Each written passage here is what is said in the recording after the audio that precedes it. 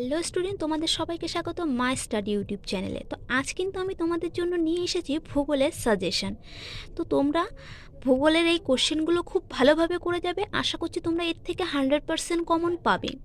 তো অবশ্যই তোমরা কিন্তু এই কোশ্চেনগুলো ভালো করে রেডি করে যেও।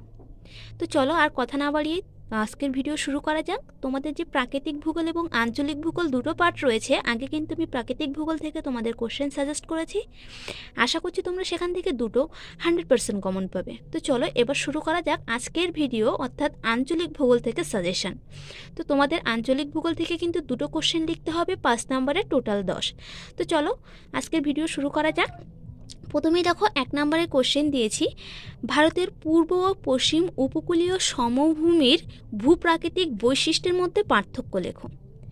দ্বিতীয় যে কোশ্চেনটা রয়েছে সেটা, পূর্ব ভারতে লৌহ ইস্পাত শিল্পের কেন্দ্রীয় ভবনের কারণ। খুবই গুরুত্বপূর্ণ প্রশ্ন, তোমরা কিন্তু খুব ভালো করে রেডি করে যেও।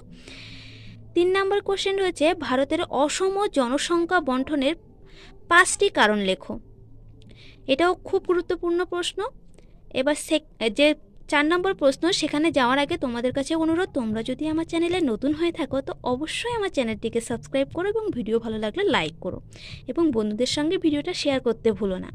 তো চলো 4 নম্বর কোশ্চেনটা দেখে নিই। ভারতের নগর গড়ে ওঠার কারণ ও নগরায়নের সমস্যাগুলি কি সেটা লেখো। 5 নম্বরে দেখো, চা, কফি, গম, কার্পাস চাষের অনুকূল পরিবেশ লেখো। তোমরা অনেকেই বলবে যে এই 4টির থেকে তাহলে কমন কি হলো, কিন্তু হ্যাঁ, তোমরা যদি ভালো করে লক্ষ্য করো তাহলে দেখবে যে এদের মোটামুটি কিন্তু সব কাছাকাছি, যেমন বৃষ্টিপাত ও উষ্ণতা, এগুলো একই টপিক থাকে। তো তোমরা শুধুমাত্র একটু পার্থক্যটা দেখে নিও, কেননা বলা যায় না কোনটা দেয়। তো অবশ্যই ভিডিওটা ভালো লাগলে লাইক করো।